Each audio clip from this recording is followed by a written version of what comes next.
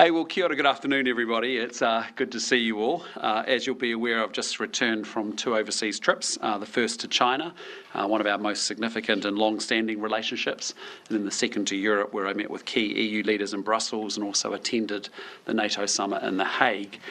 In my meetings with President Xi and Premier Li in Beijing, and then also at NATO, where I met with 15 other leaders from Europe and North America, it is clear that we face challenging global circumstances. And whether it's the volatile economic conditions or the growing risks to regional and national security, it's a tough time to be a small democracy. And we aren't alone in that assessment. Last week in The Hague, NATO members committed to further lifting their defence expenditure, and that tells you all you need to know about the way that they're seeing the risks to national and regional security in their part of the world. But this isn't just a problem for the Euro-Atlantic. While Ukraine faces its third year of Russia's illegal war, tensions in the South China Sea threaten regional stability, and hostilities in the Middle East disrupt global trade flows and risk pushing up prices at the petrol pump for countries worldwide. For small trading nations like New Zealand, prosperity just isn't possible without security. The two are inextricably linked. And we are living in a world where the rules we've relied on to underpin our security and also our prosperity are constantly pushed to their limits. It's true that we are far away from a lot of what happens out there in the world, but our distance should not be taken for immunity. And that's why in challenging times, we're focused on building connections with other world leaders so that we can navigate these tricky times together as friends and partners. And that's also why we've recently committed to injecting an initial $12 billion into ensuring that we have a future-proofed, combat-capable defence force, a defence force that can operate seamlessly with our partners if and as we need to. All of that being said, I'm also struck when I'm overseas by the very real advantages that we have as New Zealand as a country. Despite the choppier conditions, I'm very optimistic that we can do well for ourselves in the years ahead. Historically, we've seen our distance from markets as a disadvantage, but in today's highly connected, digitised world, technology has nixed the tyranny of distance, and our distance from some of the world's trouble spots makes us a highly attractive proposition and an understandable safe haven. We can and should also make a great virtue of our size, because being small doesn't need to be a disadvantage. We can be highly connected and highly agile, moving quickly to meet challenges and to capitalise on new opportunities. If we play our cards right, have a sustained focus on our economic plan, and be a participant rather than a spectator internationally, we can position ourselves to weather international storms, create the conditions for economic growth, help Kiwi firms take on the best in the world, and importantly, continue to build a stable, prosperous and sustainable future for all New Zealanders.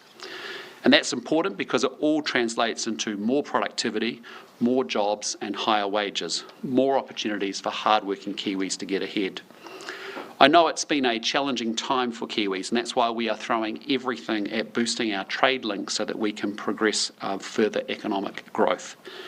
China is the second largest economy in the world, and with over 500 million discerning middle-class consumers demanding premium goods and services from New Zealand. Our visit to China unlocked over $1 billion in deals for New Zealand, including for our critical primary industries, sectors, tourism and education, and also for our cosmetics products. Then we headed to Brussels, where we could celebrate the fact that since the EU FTA came into agreement just a year ago, our exports to Europe have grown by 25%, or more than an extra $1 billion. So there is a lot to be concerned about in the world, but there is also a lot to be incredibly optimistic about too. And while it's still tough for Kiwis, we are turning the corner and we are seeing some encouraging results starting to come through. Inflation is down from a peak of 7% to now 2.5%, in part from a focus on stopping wasteful spending. As a consequence, interest rates are down. A family with a $500,000 mortgage could save around $320 per fortnight due to those lower interest costs. Wages are growing faster than the cost of living for the first time in years. Treasury expect 240,000 jobs to be created in the next 4 years, with the economy projected to grow at just under 3%. Exports are booming, with our merchandise trade deficit falling from $10 billion to just $3.8 billion in the last 12 months. And that's great news, and it is contributing to the economy growing at 0.8% in the last quarter, much faster than many other Western economies. But there is a lot more for us to do, and against a challenging global backdrop, I just think that New Zealand's future looks bright. It all comes down to having a good long-term economic plan to drive growth, to create jobs and to lift wages to help hardworking Kiwis get ahead. Before we get into any questions, just running through my movements this week. I'm in Wellington today and tomorrow, before visiting the Manawatu on Wednesday, and then Christchurch on Thursday, Auckland on Friday. Happy to take your questions. Will you be going to the Takutai Moana Tashkent Tangi? I won't be, but I know we've had really good representation from National Party MPs. I know Te Pāti Māori has acknowledged that support as well, and so we'll have representation there, but it won't be me. On that topic, have you had a chance to consider a date for the Tarangi-Makaurau by-election? No, I'm not going to look at that. I really want this week to be about Tash and her family and whānau, and as you can understand, we'll look at that after the tangi, but I want to make that to be the focus this week. In your preamble, you mentioned the rules that New Zealand relies on. With that in mind, why hasn't New Zealand condemned the US strikes on Iran? Well, we've noted that they have, that at the time they said that they were consistent with the UN Charter. We noted they were very specific, targeted at 3 nuclear facilities, as you know. I think the bigger issue is what comes next, and what really matters is what happens in the next few days and the next few weeks. And our call is the same, which is we want diplomacy and dialogue. We are a long way away from that action. We're not going to be one of the actors that's going to change the course of things there, but we continue to put our voice to the need for dialogue and diplomacy at this time. Donald Trump actually deserves some credit for achieving a ceasefire. Well, the point is you've got to deal with what you've got to deal with, and right now we've got an opportunity to make sure that a region that has had a huge amount of conflict in it, that's caused huge amounts of catastrophe and suffering for people, that there is an opportunity, 1, to get a ceasefire in place with Israel-Gaza, 2, to make sure we have a ceasefire in place between Iran and Israel. And the answer is not more military action. The answer needs to be a political solution here developed through diplomacy and dialogue. How much credit does Donald Trump deserve for getting to the position that it is in right now? Well, I mean, from our point of view in New Zealand, and from my point of view as Prime Minister, as I said, we're a long way away from the Middle East conflicts. But what we want to see is a Middle East where Iran doesn't have a nuclear weapon. We want to see a Middle East where Israel is not occupying Gaza. We want to see a Middle East where Hamas has released hostages. And that's why I'm saying the answer is not more military action in general for that region. What credit does Donald Trump deserve for getting to the position that we're in now? Well, that's for commentators to make. All I'm saying is I deal with where we are today, and we've got an opportunity today for the parties to get round and have a proper dialogue in order to get a political solution in place. Sitting from where we sit in New Zealand, that's all that we can continue to exhort and encourage parties to do. Do you support David Seymour? Part of Russia's justification for invading Ukraine was they considered it partly a preemptive strike because Ukraine was building up military power which they felt could threaten Russia in the future. In the light of recent events, do we still think the Russian invasion of Ukraine is illegal? Absolutely, absolutely. I mean, and that's why we keep calling for an immediate 31-day ceasefire on land, sea and air, because, Russia started that illegal war. They can stop it immediately. We think that's the right thing to do as well, is to have a ceasefire where you've got tens of thousands of people being killed in Ukraine. It's going into its 4th year, and, we stand with Ukraine. That's why you've seen us back it with more support, with more defence personnel, training staff, and obviously, I had a good meeting with President Zelensky when I was in NATO as well, just reassuring him that he stands for the values that are important to us as New Zealanders, and we stand with him. If Russia considered that a preemptive strike, which it does, what makes that obviously illegal when the US's preemptive strike was possibly legal in our view? Well, as I said, we note that the US had a very targeted strike on 3 nuclear facilities. We note that they say that they're consistent with the UN Charter and international law. But the real opportunity now is to actually do something about that and actually do something in the situation before it deteriorates and there's even more pain and suffering in that region. So it would have been legitimate for Russia to do more targeted attacks on Ukraine? No. Russia's law in Ukraine is utterly illegal. It disrespects nation sovereignty. It disrespects international law and democratic ideals, and that's why we're standing with Ukraine. I see them as 2 different things. Can you explain how the US's preemptive strike is different from what Russia saw as being a preemptive strike? Well, Russia is it's an illegal, immoral war that Russia launched on a big country on a small country. We have sovereignty of national borders. We have international rules-based system, international law that we expect Russia to uphold. They haven't done it. It's been an illegal war for the whole period of time. The point is, you can argue the technical definitions as much as you like, but the point is you have to deal with how are we going to improve things in the next few days, the next few weeks, the next few months to stop the huge amount of suffering that people are experiencing both in the Middle East and also in Ukraine. And the answer in both cases is that we need a ceasefires in place so that we can actually get around the table, the parties can get around the table, urged by the regional actors that are influential in those regions, to actually make sure that dialogue and diplomacy comes through and political solutions are delivered. That's what's going to answer, not more military action as we're seeing. Do you support the Deputy Prime Minister's attacks? Do you support the Deputy Prime Minister's attacks on Rangatira Māori and their criticisms because they dared to criticise the Regulatory Standards Bill? Well, look, politics is robust. I don't need to get in the middle of refereeing a debate between academics and politicians. Do you support the use of parliamentary services to put those ads on social media attacking Rangatira Māori? Well, look, it's a robust political debate around the bill, and people can have their voice on it as they go through the bill process and the development of the bill through the select committee process. But look, there's a lot more important things for me to focus on, frankly, than refereeing a debate between politicians and academics. The situation in the Tasman region looks to be worse than some people may have thought, and we've got more rain coming later in the week. Have you had any advice on how significant the economic impact will be, and what are you doing for that situation? Yeah, I mean, the first thing I'd say has been a very difficult time for Kiwis in the region. I also want to, our thoughts are very much with the man and his family who lost his life, and that's a pretty tragic circumstance, and I want them to know that our thoughts are with them. The reality is that we still have another weather front that's coming through right now, and so we need to make sure that everyone is safe. I was very impressed by the response over the weekend. I've spoken with Minister Mitchell on Friday and also on Saturday, who was actually on the ground down there as well, and we'll continue to look at, once we get the assessment together as to what other support is needed. Obviously, we've done practical things like release the Mayoral Relief Fund, as you would expect, but as there's another front coming through, I want people focused on preparing for that, and we'll deal with the issues that may arise afterwards once we've got a clear assessment. But it's really about the response right now, and we'll worry about the recovery after this. Since returning from NATO and the new commitments made to defence spending there, has it made you have a think about New Zealand's goal to get to 2% over the next decade or so, and whether it might be a bit on the stingy side? No, I think it's entirely appropriate. For New Zealand, we're doubling the level of defence support, as you know. Here, that's a big step up. We've had a big degradation of our defence forces and services over a number of years. It's important. It's going to take us some time to recruit the personnel to actually support the capital investment that's coming. I just say the European situation is quite a challenging one. It's quite an existential threat, frankly, to Europe when they look at the pressure that they're under with Ukraine and the threat of Russia there. And so, that has focused the minds of all the NATO countries in particular.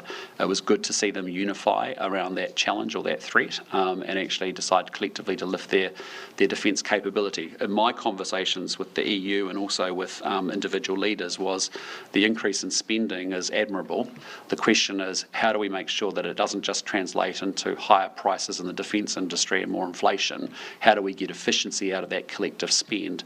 And you would have seen in our joint statement with following my meeting with Ursula von der Leyen that we were open to being part of any security procurement, which gives opportunity to New Zealand firms to input into the European defence build, but equally for us to benefit from some of those procurements as well. So, it's good to see people lifting their defence spends. That's clearly just a commentary on where everyone is at, but it's important we get efficiency out of those investments as well. That's been one of your key takeaways, that as New Zealand, spends a significant amount more on defence cap, that actually we squeeze some value out of it.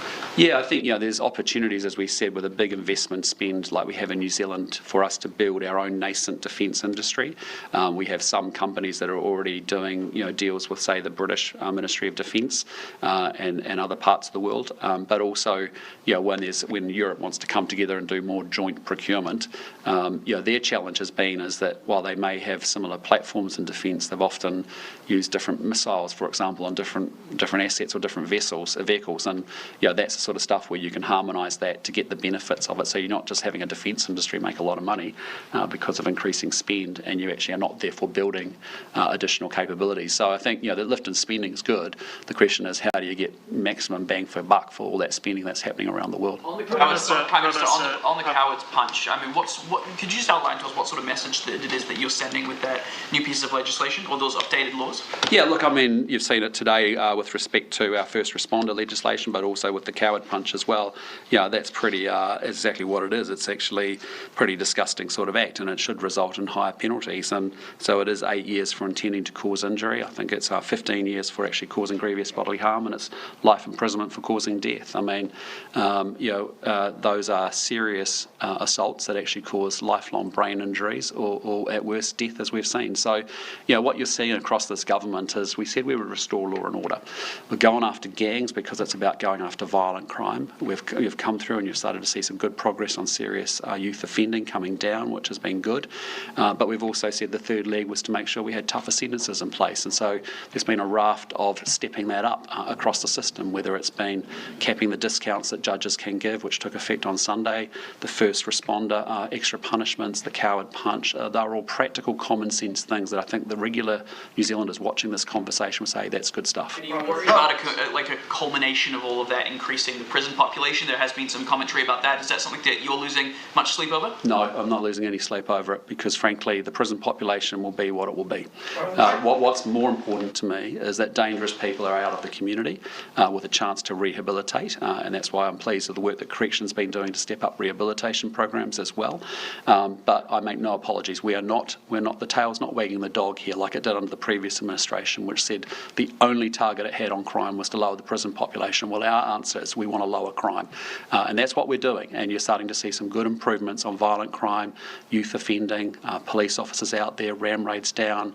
We're making some progress on that, and people are feeling safer out there. There's more to do, but that's why we want to be tough on sentencing as well. Have you been briefed, or have you received any information on the Canadian government's decision to ban Hikvision from operating in the country? I've just read the media reports this today that you would have seen as well. Obviously, we take our advice from the government agencies who do their own assessments on national security risks, but also the relevancy of different technologies, and we'll let them make those calls. The premises, Section 127 in the education legislation, yep, and the treaty clause within it, why not just remove that clause instead of going through a long and arduous review? Well, I mean, there's three things going on there. The first is that the most important thing, and the most important thing to all of us in this room and across viewers watching, is the future for our kids. And there is no way our kids are going to have a great future if they don't get a great education. There's no way this country can grow its economy without doing so. So the first thing and the most important thing, and it might sound odd to have to say this, is that we need those boards to have a number one priority on advancing academic achievement and also making sure kids are in attendance at school. So that's job number one. The point in the discussion that I've observed over Section 127 while I've been away, pretty straightforward. We've got a whole set of questions around treaty obligations and the implications within a series of education regulations and other bits of legislation. We've got a broader piece of work which you know about wanting to have very specific treaty clauses rather than general open-ended ones, so everyone has maximum clarity about how a piece of legislation is to be operationalised. And as a result, Paul Goldsmith will look at that work, including this work in this Education Act. The third thing I'd say is there's a chance for people to submit and through the select committee process if they feel strongly one way or another on all of this, as always, and those things will be considered as well. Prime Minister, if you don't want to open-ended, Prime Minister, if you don't want to... Excuse me, just one moment. We'll go. The Act Party says that it argued to remove this clause straight away, but it had to settle for this review as part of some sort of coalition negotiation. Was it National that pushed back on that proposal from Act? How did that play out? Well, there's a series of conversations that happened in Cabinet and Cabinet committees, but the bigger point here is that that that's an issue that we want to deal with as a government about having specific relevant clauses so that there's clarity for folk. We want to deal with that in a comprehensive and coordinated way, and that's why we think Minister Goldsmith leading that work on behalf of the whole government versus actually touching it in every single piece of legislation every time we make a change. We'd sooner comprehensively deal with it in one go and through a proper process. So that's the approach that we've taken as a government. and I support that. I think, we just want to get really clear about, we're in a situation, just so we, and I go on about this a lot, and I do it because I really want people to understand it. When half our kids arrive at high school not at the standard they need to be at on reading, that's a problem. When 80% arrive at high school not at the standard they need to be at on mathematics, that's the problem. So I'm interested in getting our kids to school, teaching them maths and teaching them to read. And if that's the only three things we can manage to do, that's what we should be doing right now, because that's going to give the platform and the foundation for our kids to learn and to do well into the future. So, that's the priority, was to make sure that the boards understand that is your job. There is nothing more important than that. Nothing trumps that in my view. So we'll deal with the other issues in that manner. Prime Minister, haven't heard from you. How are you, mate? I'm very good. Good to see you.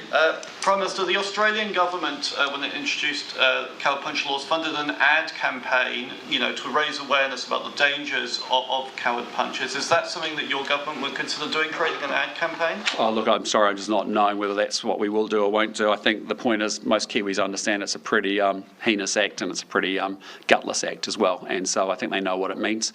But that'll be a decision for the Minister and for the team. Would you consider it in any way? Would you consider any idea of ad campaign to raise any awareness? What I'm interested in is just making sure we get the legislation in place so that people can be punished and deal with the sentence they've got to deal with for doing such a cowardly act. Prime Minister, in respect to the education, hey guys, just for this, to the education question that you had asked earlier, and around the treaty, then Māori would say that the Crown is breaching Te Tiriti o Waitangi because the children are failing, because they are hungry, because there is no housing. It's very clear the Crown is breaching Te Tiriti o Waitangi. Why is the Crown not clear on that? So Claudette, in fairness, for a press conference to work, we need to take turns, right? That's how it works. And so I will come back and answer your question in a minute, and you can ask the question again. Sorry, I just said to you... No, I'm sorry, Prime Minister, but on that, why then do part-time Māori have to take a back seat? I'm just the same as every other journalist here. You are, and I would like to know, Prime Minister, why it is that this government and the Crown are not clear on their responsibility. Claudette, I'm really happy. Would you like to listen to my reply? The reason that they are hungry is the breach of treaty, and housing, breach of treaty. Please answer. Please respond. So, Claudette, I will, but I've already answered a question of you. I'm very happy to come back to that question, but in fairness to your colleagues, we need to make sure that everyone gets an opportunity to ask a question. So, Thomas hasn't asked a question yet. You have. I'll come back to your question. Rest assured, I'll take your questions all day long. Thomas, can we go to you? The government said it would announce changes to the Family Boost tax credit after the issue around the number of people getting it. It said it would announce those changes by the end of June. Today's the last day of June. Where is that work at? Yeah, we'll have something to say about that very shortly. But you're right. As you well know, the modelling that we had intended and the uptake of it hasn't been taken up in the way that we thought it would do. And so we want to make sure that those funds actually do get out to lower middle income working New Zealanders. So we are revisiting that policy, and Nicola will have more to say about it very shortly. What, very shortly? Is it like very shortly? Very shortly? Imminently. Has a decision been made? A decision has been made, and then she'll communicate it very shortly. Yeah. Sorry, Adam, and then I'll... On the military-style academies, can you just explain to what extent they were put in to curb youth offending and re-offending? Yeah, look, I mean, well, we were in a situation where we had youth offending going through the roof. We had ram raids, as you know, waking up most days being committed by serious young offenders. We've done a number of things to push back quite strongly on that. I think the military-style academies have been actually a good initiative. It's one of several things that we're trying to do. We obviously said we'd put in place a pilot. There were some really good learnings from my take in the residential component in particular. And there was, some challenges as we had expected in terms of the community transition. We will digest all of that. We've got an opportunity with the legislation coming through to think about how we may flex or extend the residential period, make that transition back into the community. What more can we do about that? But we are dealing with some of New Zealand's most, challenging young people, but I don't think we should give up on them. And I think, we will continue to perfect the military-style academies in subsequent rounds. About giving up on them, one of the youths has just been kicked out of the pilot because of they've faced a court appearance. Are you aware of that, and what's your reaction? Well, all I just say to you is they are difficult, and challenge young people. We are doing and giving them every opportunity to actually change their lives and to put it on a different trajectory than where it's heading. If they choose not to take that opportunity, that's ultimately on them. But we are going to give them every opportunity to choose a better pathway. And so we'll keep perfecting the military-style academies to see how we can make them work better and to have more impact, to make a more powerful intervention in these young people's lives to set them on a much better pathway. A lot of focus has been on the level of reoffending across the pilot. Well, it hasn't been confirmed in the statement, but if the person has faced a court appearance, there may be some reoffending there. If the pilot was set up to address youth offending, yet we're still unawares as to how many of these young people have reoffended, how can we assess? How can the public assess the validity of this? Yeah, well, there's an ongoing assessment taking place, and particularly as we shape into legislation, where we want to be able to think about what more we may do differently through legislation. So I'll let the Minister own that and talk to that in particulars. But I just say, we don't expect that everyone coming through the program is not going to reoffend. What we're looking for here is to say we're looking for every opportunity, and it's really interesting. I went and visited the facility and had probably an hour and a half with those young people, the initial young people that were involved in it. And it was really interesting. They were being invested in by really great staff and people that cared about them and actually were giving them a shot and actually helping them in ways that I don't think they'd received help before. All we can do is try and impart to them that there is a different way of being, there's a better way of being, and we should use that program to try and do exactly that, while also acknowledging that we need them off the streets in order to keep the rest of the community safe. But, so I think, there's some, I'm pleased and proud that we've followed through and we've done it. As I said, it was a pilot. There'll be ongoing learnings, and we've got to keep making sure we build that into what we do going forward. Sorry. ACC appears to have agreed some quite tough targets with the government to reduce spending on social rehabilitation and move thousands of people out of the long-term claims pool. Does it really have the discretion to do that? Or is, as Labour claims, basically the government telling ACC to stop doing its job? No. We just expect it to do a better job of rehabilitation and getting people back into work. And there have been different times in history, if you go back through the history of ACC, where it's been incredibly well led and managed, and as a result it's ended up actually delivering good outcomes, where it's actually been able to turn people through the system, get them rehabilitated, get them back into work. And we just want to make sure that we will expect all agencies, frankly, to deliver and perform, and it's no different for ACC. So it's just we're expecting performance. Are you happy that the government's also suggesting that public confidence, trust and confidence in the claim system at ACC can fall from 61% to 57%? Is that an acknowledgement that I guess we're going to see ACC perform worse in the eyes of the public? No, I'm just saying to you, our conversations with CEs across the whole of government is we expect them all to perform. We expect them to be thinking of themselves as large service organisations that have customers called the public of New Zealand. We expect them to manage their finances and manage within the resources that they're given. And in ACC, I know it's a difficult job, but we've got a lot of people on ACC.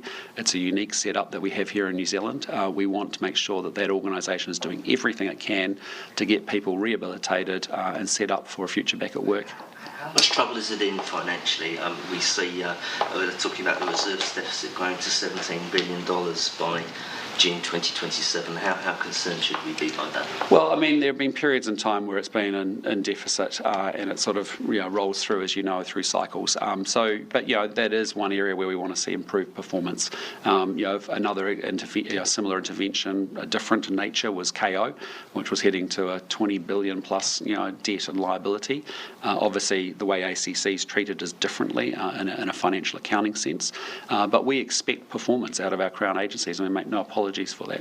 Okay, sorry, yes, I'll come back to you, Claudette. Just with the Cook Islands 60th anniversary that's weeks away, has New Zealand received an invitation to attend, or will there be any representation from yourself or ministers at the celebration? Yeah, look, that's being worked through. I don't have an answer for you today on that. Obviously, it's an important event for the Cook Islands. As to who represents New Zealand at that event, that's still to be worked through. And just on a scale of 1 to 10, 1 being Arctic and 10 being blazing hot, how would you rate the current relationship between New Zealand and the Cook Islands? Oh, look, I wouldn't use those sort of scales. As you know, we've got a real difference with the Cook Islands government. It's a real difference. So you can't confirm that you'll attend the... No, I'm not, and we can't confirm who's attending at this point. We will in due course, but I can't tell you today who it is or who it isn't going to be.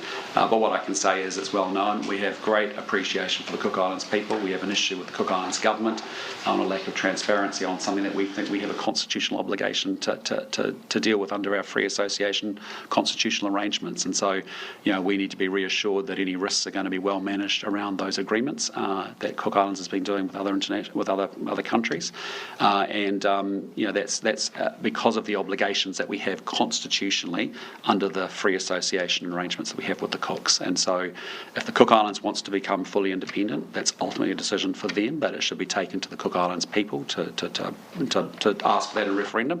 But equally, our officials are working through and understand the work that they have ahead of them. Right, I've got to get to Claudette. Sorry, I'll come back to you, Jamie. I'll just go to Claudette. Yeah. Can I just say, Prime Minister, it's good to have you back. It's nice to be back, Claudette, and I appreciate you saying that. Yes, thank you.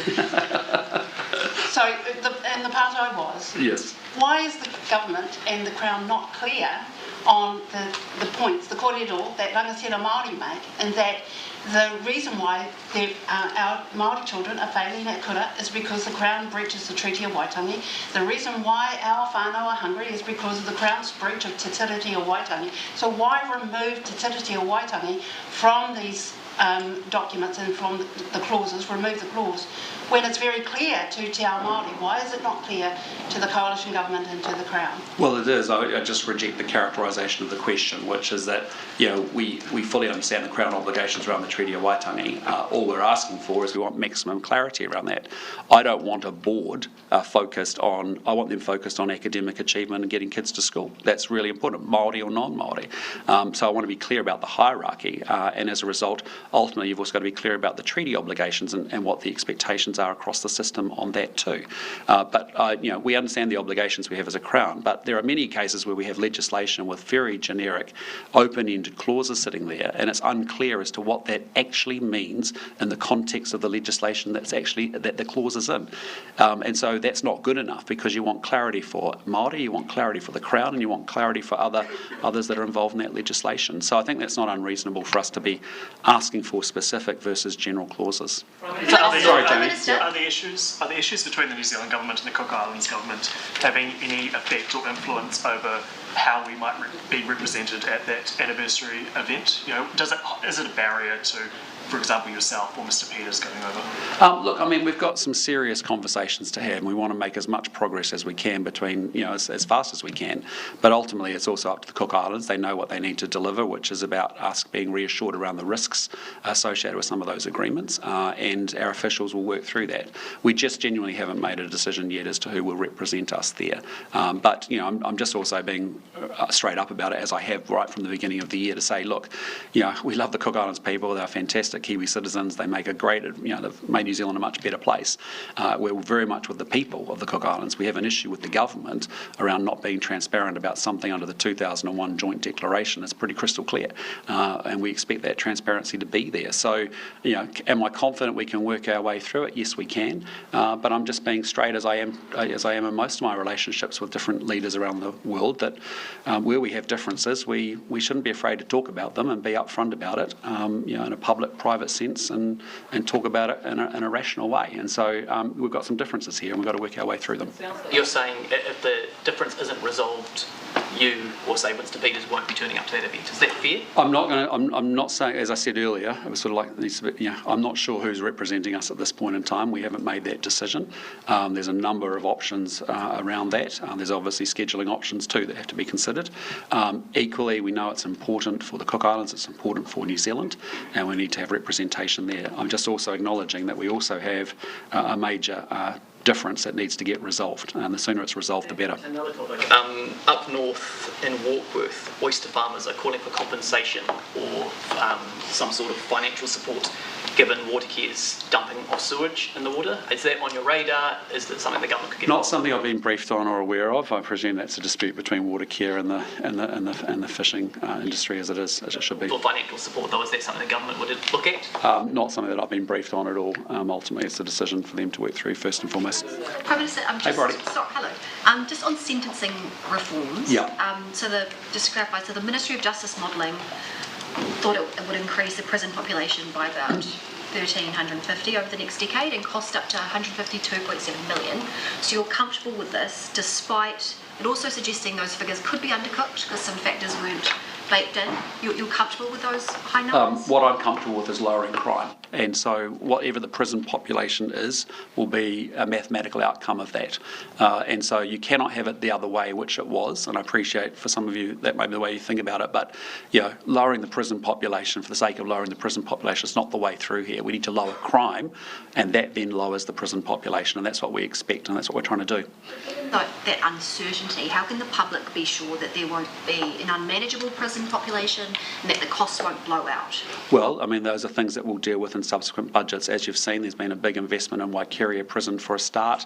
We've got we've talked about a public-private partnership to upgrade the men's prison in Christchurch. You're seeing significant investment going into corrections, both in the physical infrastructure, but also in the rehabilitation of prisoners as well, and that's a good thing. Okay, last question. Yes. IRD modelled, RID did their long-term briefings insight last week, published it, and they modelled increasing GST to 18% and using the proceeds to basically lower income taxes, particularly on lower income earners. Is that something your government would look at all, increasing GST and using the proceeds? Not something we're considering at the moment at all. And our job is to, I don't think taxing the New Zealand people is the way forward. I think what we've got to do is grow the economy. And what I'm saying is we know we've been through a difficult time, probably the closest recession we've had since 1991. We're now turned the corner. We're seeing some really good signs. When you see the 0.8% quarterly growth, and then when you see the improvement in the merchandise deficit in the way that we've seen just in 12 months, and it's export-led recovery, that's all really promising good signs. Obviously, that's the way in which we get the economy growing. That's the way we get higher wages. That's the way we get more money into Kiwis' back pockets. Jason, last question, because you're... 123 bright-eyed and bushy-tailed youth MPs that are coming to Parliament this week, plus a few youth press gallery members. What advice have you got for them? Oh, look, just really enjoy the experience. Democracy is a really precious and cool thing, and we want young people to get engaged in politics. You may not like the system. You may feel overwhelmed by what's happening in the world and frustrated with politics, but actually we need young people in the system, reforming it, changing it, engaging with it, and I'm looking forward to spending some time with those fine young people tomorrow. But I just love the fact that they're engaged and they care and they want to participate, and that's what it's really about, because we need the next generation to continue to move New Zealand forward and the world forward. Okay, thanks team. Have a good week. See you. Thank you.